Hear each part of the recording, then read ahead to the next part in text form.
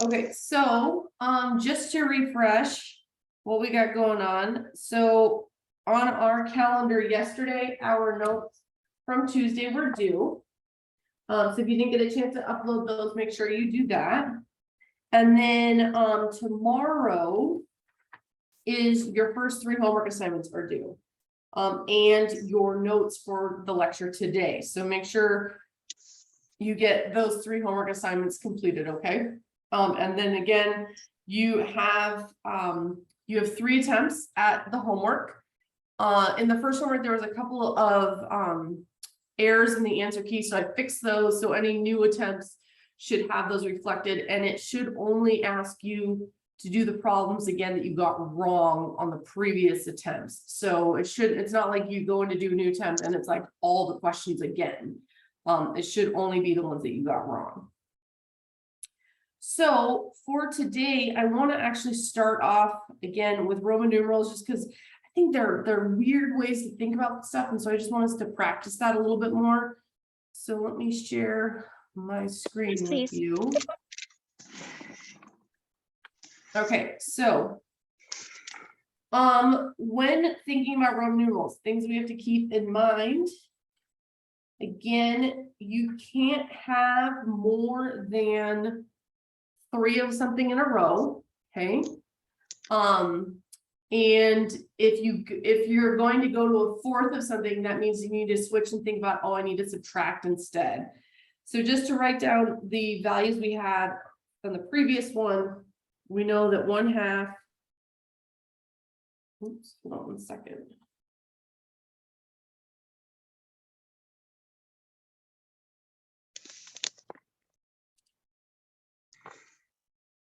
So 1/2 is equal to SS. 1 is equal to I, or uppercase I, which we don't write like that. Excuse me, we just write it as a line. So let me fix that so that we can see the difference. 5 is equal to V. 10 is equal to X. 50 is equal to L. 100 is equal to C.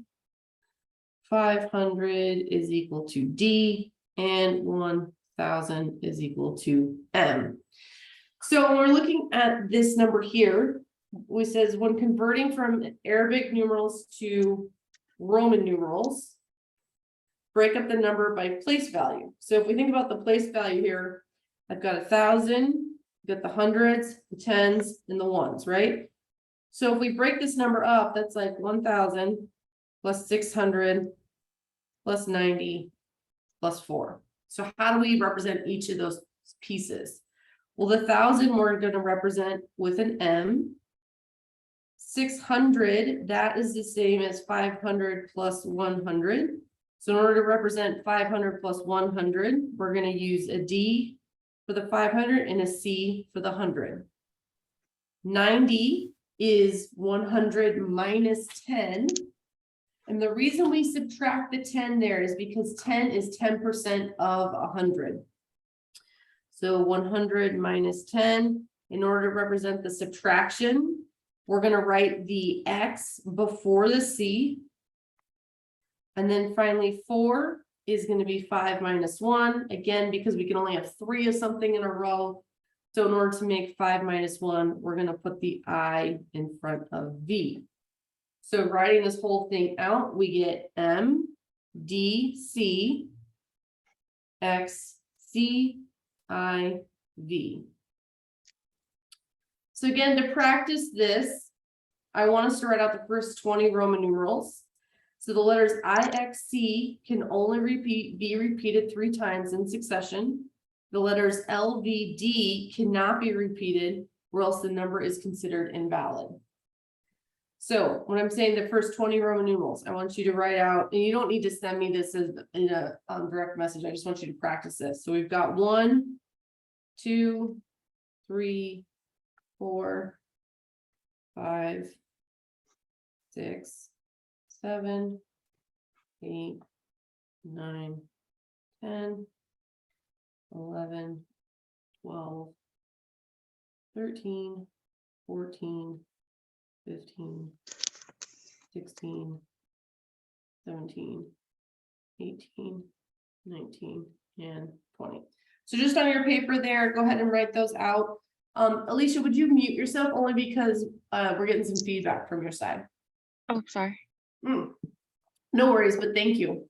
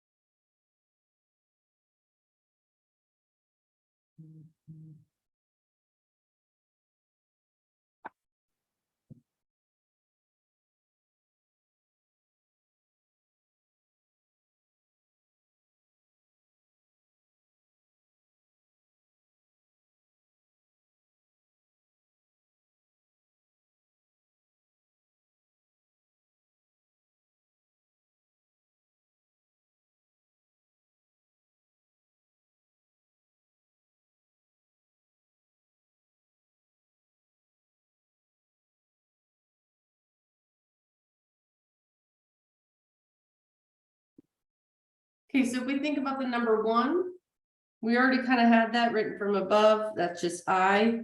Number 2 is going to be 2 I's in a row. 3 is 3 I's in a row. And then again, when we get to 4, we can't do 4 I's in a row. We have to use subtraction instead. So that becomes IV. 5 is V. 6 is going to be VI. 7 is going to be VII. 8 is VIII. And again, we hit that 3 threshold for I's. So we can't do 9 as V and 4 I's. So now we need to subtract 1 from 10, doing IX. 10 is X. 11 is going to be XI. 12 is XII. 13 is XIII. 14, again, we can't do 4 I's. So we're going to do the X for the 10 portion and then IV for the 4 portion of the number 14. 15 is going to XV. 16 is XVI. 17 is XVI. 18 is going to be XVII. 19, again, we're getting to this. You can see the pattern starting to establish here. We have to take 1 off of 10. So we write the first 10 to represent the 10 portion of 19. And then IX for the 9 portion of 19. And then 20 is going to be 2 X's in a row. So I hope this helps to kind of clarify that in terms of how we get the succession of those numbers through. Okay, so the last 2 examples, if you finished up your notes, you might have seen these. They were on the very last page. We didn't get a chance to really get into them, but I do want to talk about them just in case you solved them, but you weren't really sure what if you got the answers right. So these have to do with percents. It says find the strength of a solution as a percent if the solution contains 15 parts solute in 70 parts solution. So this is the part or the portion. And because it says in 70 parts, 75 part solution, this is considered the whole. So we're going to set this up as saying part is the whole times 100, and that converts it to a percent. So we have 15 parts in 75 total parts times 100. If you want, you can convert this 15 over 75 into a decimal, which is going to be 0.2. And then 0.2 times 100 gives us 20%. So the strength of the solution there is 20%. And then number 2 says find the strength of a medication as a percent that contains 15 milliliters of pure drug that is mixed with 35 milliliters of water. So because they're telling us that the drug has been mixed with water, in order to get the whole, we have to actually add 15 plus 35, which gives us a whole amount of 50 milliliters. Therefore, divide the percent. We're going to take the amount of the drug over the whole amount, and then again, multiply it by 100. 15 divided by 50 is going to be 0.3, and 0.3 times 100 equals 30%. The way that you can tell the difference between number 1 and number 2 is number 1 is telling you that the water is, or the, excuse me, the solute, or the strength, the high strength stuff is already in a solution, versus in number 2, it's saying you're taking this drug and you're taking water and you're mixing them together. So that's an example where you'd have to find the whole amount before you could find the percent of the solution. So we're going to switch gears. We're going to get into new material. So 2.1 and 2.2 has to do with simplifying expressions and solving equations. So we've got the integers. Integers are both positive and negative whole numbers. So you can see that they have opposites that are equidistant from the 0. So if I have the number positive 2, its opposite is negative 2, which is 2 units from 0, just on the other side. So we've got our operations. So addition, when adding numbers with the same sign, add the numbers as you normally would, and then use the same sign for the answer. But when adding numbers with different signs, meaning a positive and a negative, find the difference between the two numbers and use the sign of the number with the larger absolute value. So what they're trying to say there is, if I have negative 2 plus 3, well, the larger number here is 3, meaning we have 3 positives and 2 negatives. So when we simplify, that's going to be 1, versus if I had negative 7 plus 4, negative 7 is the larger number here, meaning I have more negatives than positives. So when I add those together, I'm going to get negative 3 as my answer, because the positive 4 cancels out 4 in the negatives and the negative 7, and we're left with 3 negatives. When subtracting 2 integers, add the opposite of the second number to the first. When subtracting, you can see that we have a minus b equals a plus negative b. What they're trying to say here is, let's say we have 4 minus 8. They want you to think about that as instead 4 plus a negative 8. The helpful reason for doing this is it triggers in our brain that, oh, we have positives and we have negatives, and they're going to cancel out, leaving us with some negatives still in this example. When multiplying or dividing 2 numbers with the same sign, the answer will be positive. When multiplying and dividing 2 numbers with opposite signs, the answer will be negative. Then we have the idea of the opposite of the opposite. So if you are subtracting a negative number, it just becomes positive. And then we have exponential notation. For example, 4 times 4 times 4 times 4 times 4 can be written as 4 to the 5th, because there are 5 factors of 4, meaning there's 5 of them written here. And then notation 4 to the 5th, 4 is called the base, 5 is called the exponent. And then we have our parentheses for order of operations, excuse me. You'll notice that we have normal parentheses, square brackets, and then what we call curly brackets. They all just say group this stuff together. And then you're going to do exponents. Then we do multiplication and division as they occur from left to right. So sometimes division is going to come before multiplication when you're looking at your expression. But again, you're going to move from left to right. Addition and subtraction, again, as they occur from left to right.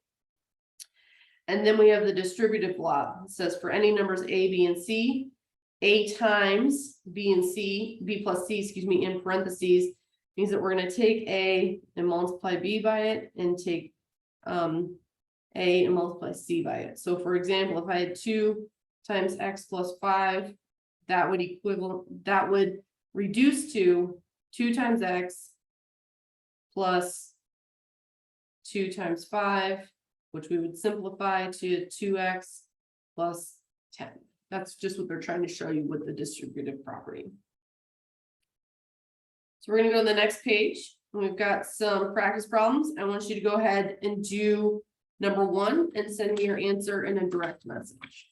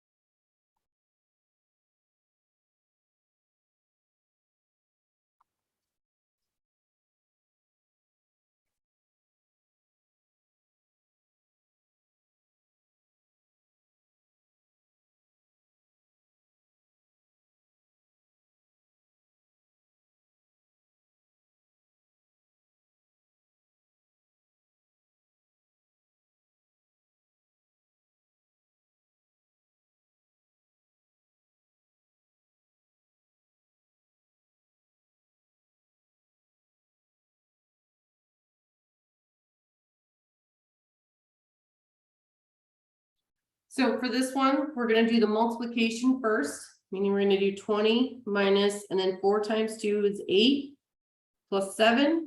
Again, now we have an expression that only has addition and subtraction in it, so we're gonna move from left to right. 20 minus 8 is 12. 12 plus 7 is going to be 19.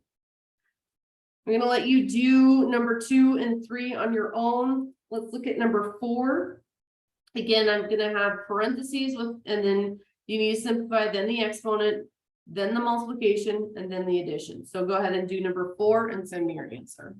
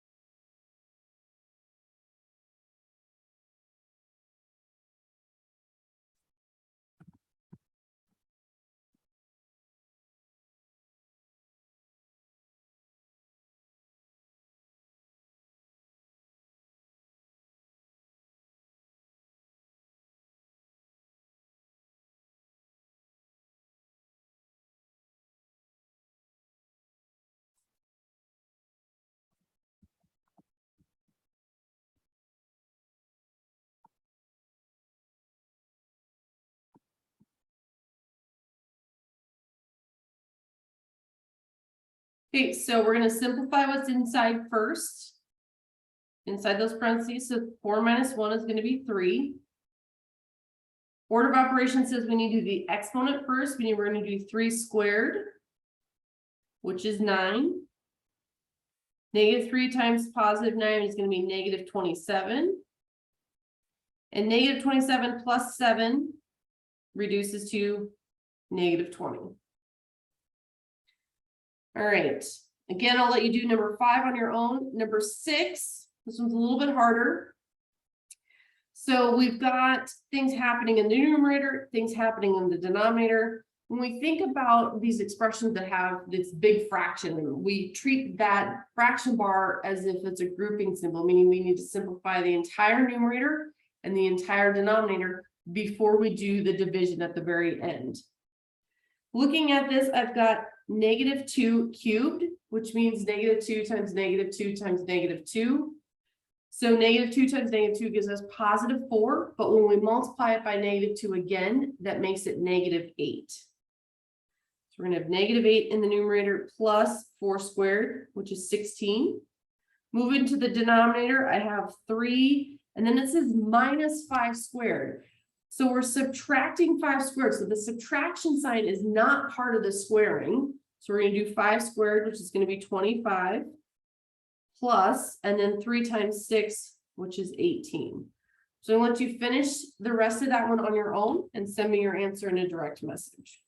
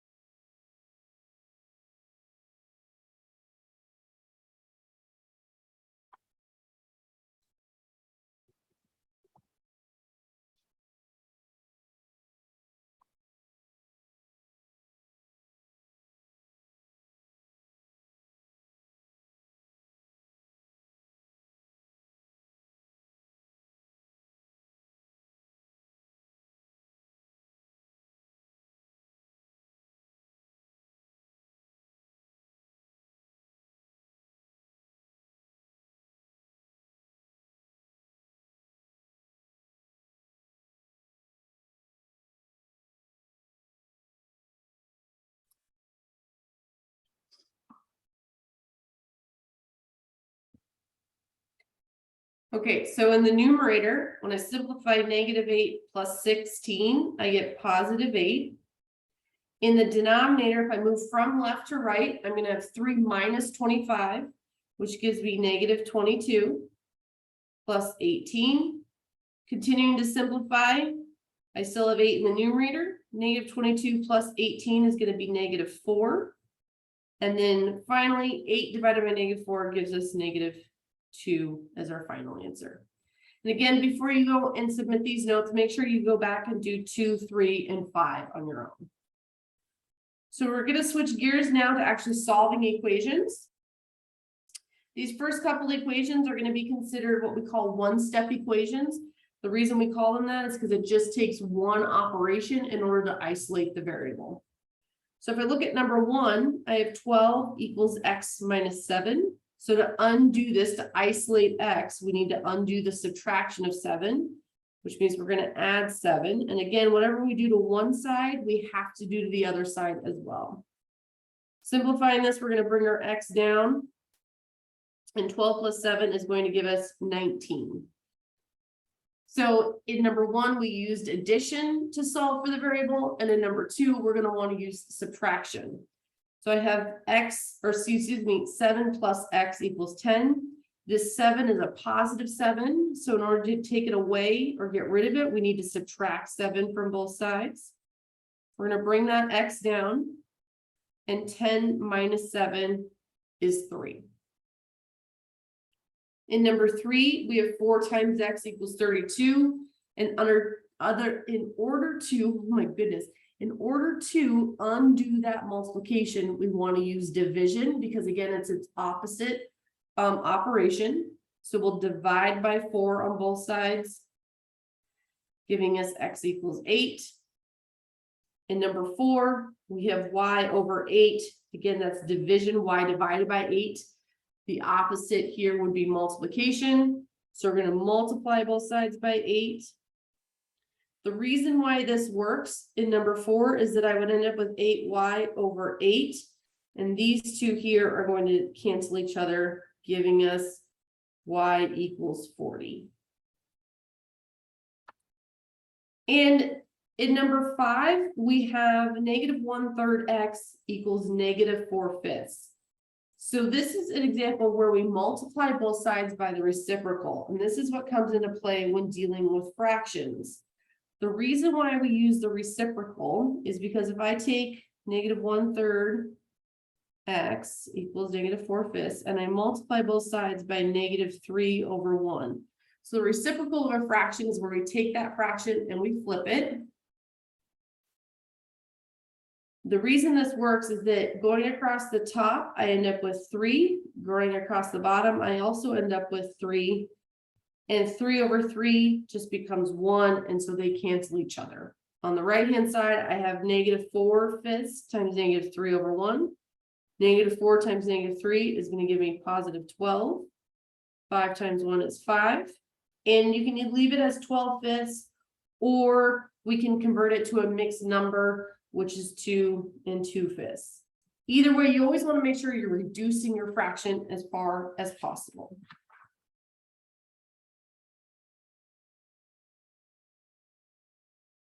So going to the second page, we now have a little more complicated equations that we need to solve. These next equations are called 2-step or more equations, because again, it requires 2 steps to solve them or to undo them.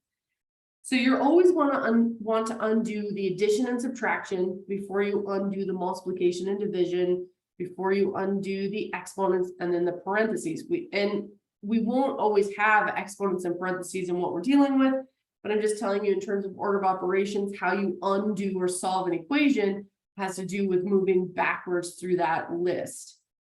So number 1, I want to isolate 3v. In order to isolate 3v, I need to get rid of that +3 part on the left-hand side. So we're going to subtract 3 from both sides. That cancels this out. We're going to bring this 3v down. And 12 minus 3 is 9. Our second step, hence the 2-step equation, is we're going to divide by 3. These are going to cancel each other, leaving us with 9 divided by 3, or 3 as our answer. I want you to go ahead and try number 2 and send me your answer in a direct message, please.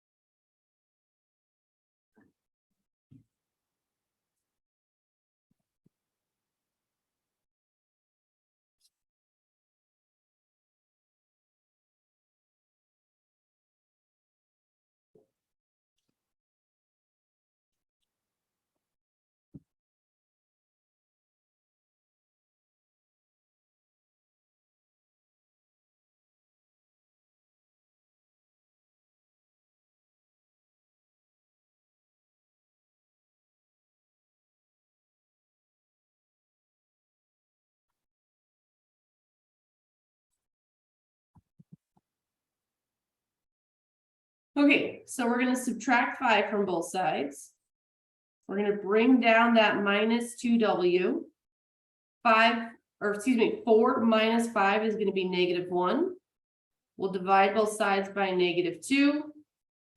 And those -2's on the left-hand side cancel out. On the right-hand side, I have -1 over -2. A negative over a negative makes a positive, and we're left with 1/2. I'll let you do number 3 on your own, and we'll look at number 4. So number 4, I have 8 minus 3m minus 14 equals 33. So this is an example of where it's helpful to first combine our like terms. And what that means for this example is that if I reorder it, and I get the constant terms together, which are just the plus 8 minus 14, there's no variables attached to them. I can combine these first before we try to solve. So I'm going to have -3m minus 6 equals 33. And again, what I've just done is I've shrunk that equation down a little bit, and I've made it an easier thing to start solving. So we're going to finish by adding 6 to both sides. We get -3m equals 39. We'll divide both sides by -3 to undo that multiplication. Oops, can't forget that negative sign. And therefore m equals -13. Number 5, we have variables on both sides of the equation. So you're going to want to gather those variables to one side first. So what that's going to look like is we're going to subtract 2y from the right and subtract 2y from the left. I tend to move my variables to the left to solve. It's just what I do. You don't have to. You could have moved them to the right. As long as you're consistent in your steps, it's going to work for you. So subtracting, I have 5y minus 2y. That's going to be 3y. I'm going to bring down that -4 and bring down what was a -4 is now going to become a -4 when we bring it down. So I have 3y minus 4 equals -4. We're going to add 4 to both sides to undo that subtraction of 4 on the left. We get 3y equals 0, which is a perfectly valid answer here. 3y equals 0. We'll divide both sides by 3. The 3's will cancel and we get y equals 0. When 0 is on the top in the fraction, your answer will be 0. When 0 is on the bottom or in the denominator, your answer is going to be undefined. Okay, so it's all about where your 0 happens. So if you have a 0 in the numerator, your answer is 0. If you have a 0 in the denominator, the answer is undefined. So once you try number 6, in number 6, you're going to have to combine like terms and then move your x's one way and your other stuff the other way. So go ahead and try that. Again, my hint to you is to combine like terms on the right-hand side first.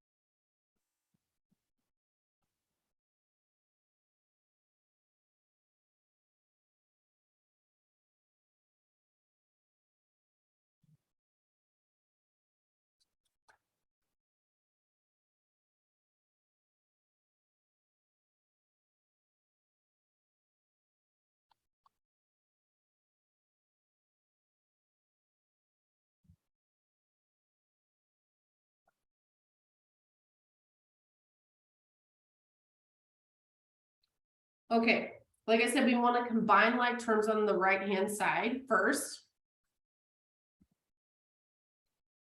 So we've got the 7 plus 3x happening on the left. Negative 10x plus 5x is going to be negative 5x. And then we bring down that minus 42. We're going to add 5x to the left-hand side. Bring that 7 down. 3x plus 5x is going to be 8x. And then we still have that negative 42. We'll subtract 7 from both sides. And what this is going to give us is 8x equals negative 49. Right over here, because I've run out of room. Divide both sides by 8, and I get x equals negative 49/8, or negative 6 1/8. And again, I'm fine with you leaving as an improper fraction. Just make sure it's reduced, it's in reduced form. 7 and 8 both have parentheses in them, which means we have to use the distributive property first in order to be able to solve. Let me get a new color because it's getting a little all one color. So what that looks like is that's 10 times, and then parentheses we have w minus 2. So everything inside those parentheses is being multiplied by 10. So that means we need to distribute the 10 through. So we'll have 10w minus 2 times 10 equals, and now we'll do it again on the left hand or the right hand side, excuse me, 3 times w plus 3 times 1, or 1 times 3. Simplifying, we get 10w minus 20 equals 3w plus 3. And now we're back at the same step that we've been at the other equations. So we're going to subtract 3w. So we get 7w minus 20 equals 3. We'll add 20, giving us 7w equals 23. And therefore our final answer is w equals 23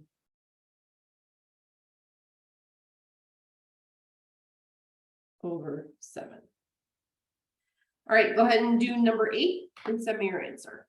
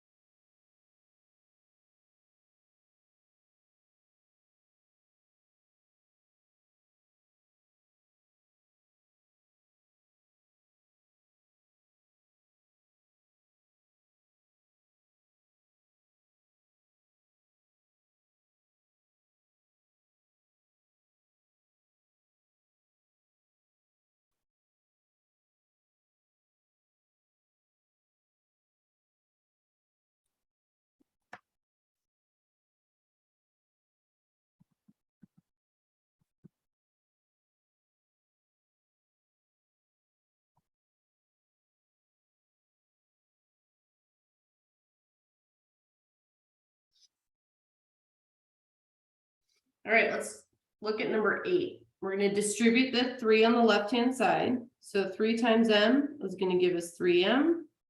3 times 2. And then we still have that minus m on the left. On the right-hand side, we're going to have -2 times 2m plus -2 times 3. Simplifying on the left-hand side, 3m plus 6 minus m. Simplifying on the right-hand side, -2 times 2m is -4m. And -2 times 3 is going to be -6. On the left-hand side, let's combine like terms. 3m minus m is going to be 2m plus 6. On the right-hand side, we still have -4m plus -6. So there is a possibility here where you could end up with a 0 if you don't remember that you're subtracting 6 from both sides, which means you'll have a -6 minus 6. So we'll get to that in a moment. First, let's move our variables to the left. So I'm going to add 4m to both sides. 2m plus 4m is going to be 6m. We're going to subtract 6 from both sides. This is going to give us 6m. So I'm just bringing it down farther over. And -6 minus 6 is going to be -12. So 2 places we could have made a mistake here is if we didn't add 4m to the left. If we subtracted 4m, that would have left us with a -2m over there, versus when we wanted to add 4m to both sides, which ends up giving us that 6m. Again, the other place is if we don't subtract 6 from the left and right side, subtracting 6 from -6 really means -6 plus -6, which is how we get that -12. Divide both sides by 6, and we get an answer of m equals -2. So all of the equations that we've had up to this point have had whole numbers or integers in them, and now numbers 1 and 2 have fractions. And so we are going to use a technique called clearing the fractions. And what this means is that we're going to multiply the whole equation by the least common multiple of the denominators of the fraction. It's a big word salad. What does it mean? Well, I want to get rid of the 1/4 and the 1/3. And in order to get rid of those, I need to multiply by a number that both 4 and 3 go into. Well, the smallest number that 4 and 3 both go into is 12. So I'm going to take this whole equation and I'm going to multiply it by 12 over 1. Now, if I do it to the whole equation, meaning the left and the right-hand side, that doesn't change the value of the equation because I've kept the 2 sides equal. If I only did it to one side or the other, then I would create an off-balance equation. We would have a problem. So distributing the 12 through, I'm going to have 12 times 2x plus 12 over 1 times 1/4 equals 12 over 1 times 1/3. 12 times 2x is going to be 24x. 12 over 1 times 1/4. So remember from Tuesday when we talked about being able to cancel these values. And so what we're looking at here is 4 can go into itself once, and 4 goes into 12 3 times, which gives us 3 over 1 times 1 over 1, which just reduces to 3. On the right-hand side, I've got 12 over 1 times 1/3. 3 goes into itself once, and 3 goes into 12 4 times. Again, we end up with 4 over 1 times 1 over 1, which reduces to 4. So you can see I have now created an equation that doesn't have any fractions in it anymore. And from this point, we're just going to solve it like normal. We'll subtract 3 from both sides, bring that 24x down. 4 minus 3 is 1. Divide both sides by 24. And I get x equals 1/24. Now, that's not to say you couldn't solve this equation by just leaving the fractions as they are. And if we were to use our normal steps, we would subtract 1/4 from each side, right? If I went up to this original equation. But by subtracting 1/4, you're going to have to create fractions with common denominators, and you end up having to deal with them being in terms of 12s anyways. And so my opinion, again, is just get rid of them from the beginning.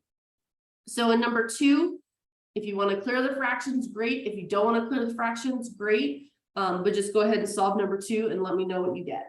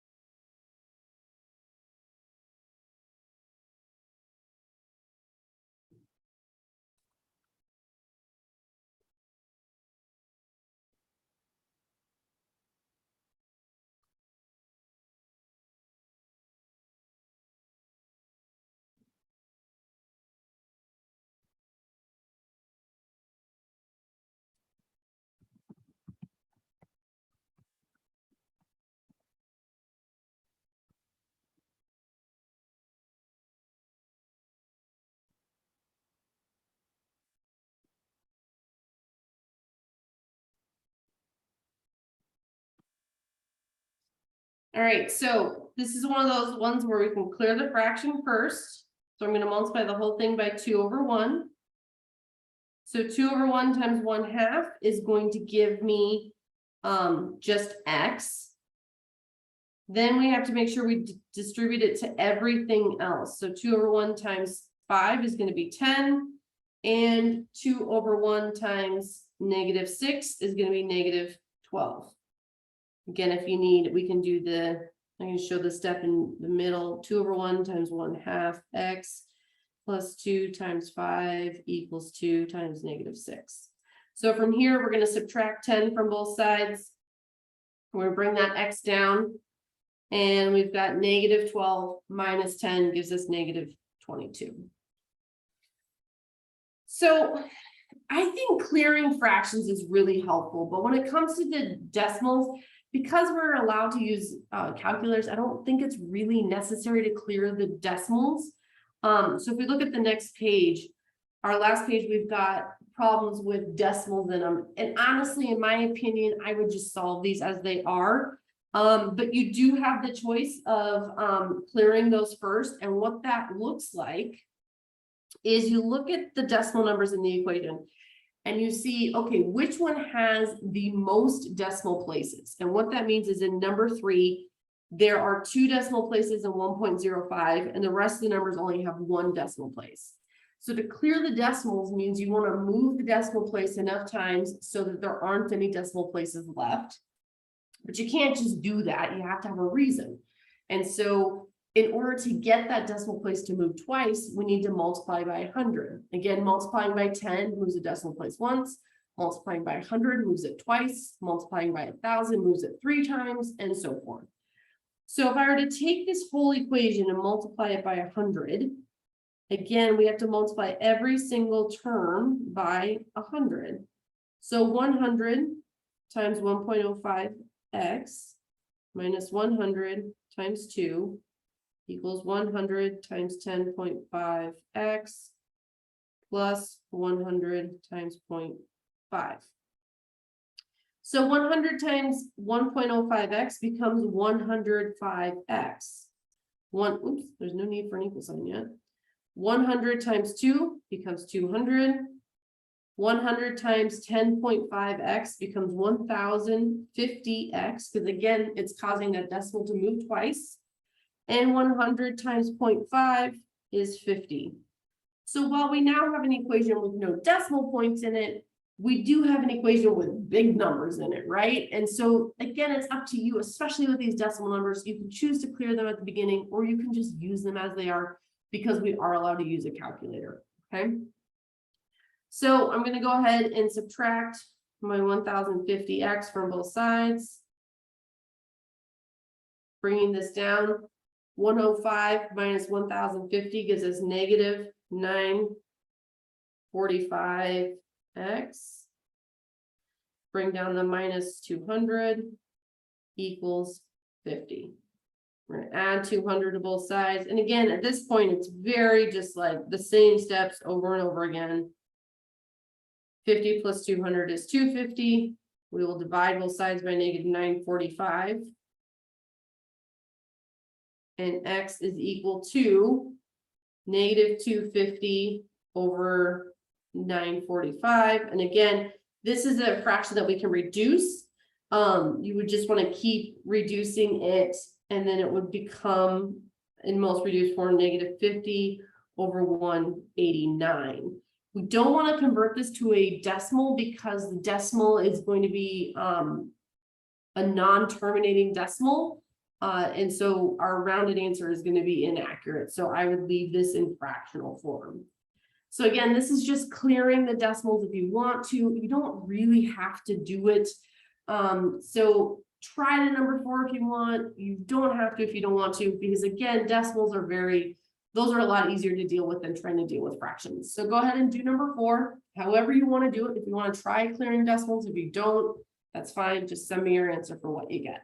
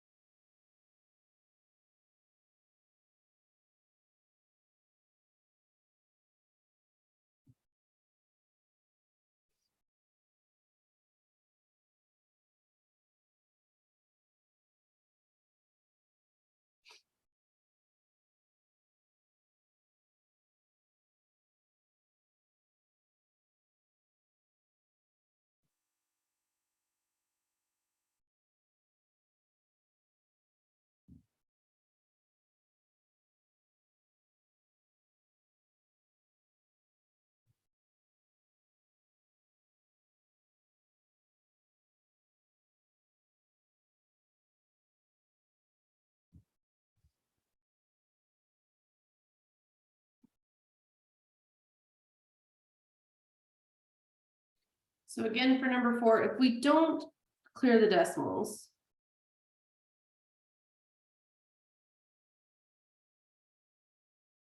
we want to start by moving our decimal or variable terms to the left. So if I subtract 1.5x from both sides, 2.2 minus 1.5x, 2.2x minus 1.5x is going to give us 0.7x. Adding 5.6 to both sides, we get 0.7x equals 9.1. I'm treating this as if they're whole numbers, but they're not. We'll divide by 0.7, and x is equal to 13. All right, so make sure you go back and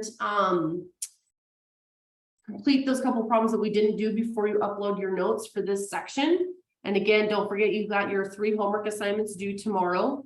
So make sure you go through and use those extra chances up if you haven't started your homework so that you can get the highest grade that you can. We will be covering 2.1 and 2.2 on Tuesday. No, we just did 2.1 and 2.2. We will be doing 2.3 and 2.4 on Tuesday, excuse me. And I should have 2.4's homework posted tomorrow. So I think that is everything. Give me an email if you have any questions. I hope you have a good weekend. It's a long weekend. And I will see you all next week. All right. Bye, everyone.